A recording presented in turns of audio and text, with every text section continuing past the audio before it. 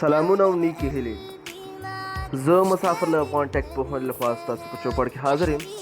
راځئ چې نن په دې خبرې وکړو چې څنګه کولی شو چې د خپل فرینډ لیست په فیسبوک کې پټول او خپل هغه پاڼې چې کوم موږ لایک کړي هغه پټول څنګه کولی شو چې هغه د نور خلکو څخه موږ هایډ کړو. اول به موږ خپل فیسبوک کې لاګین شو، پس له هغې به موږ اکاونټ سیټینګ ته لاړ شو او هغې نه وروسته پرایویسي باندې به کلیک وکړو. پس له هغې به موږ who can see people page and list you follow دې باندې به کلیک وکړو او دا به پبلک نه موږ اونلی می باندې به کلیک وکړو او هغې نه وروسته بیا به راشو چې څوک زموږ ملګري ونه ګوري نو هغې لپاره که چیرې دا پبلک وي نو تاسو راشئ هغه هم اونلی می باندې کلیک وکړئ.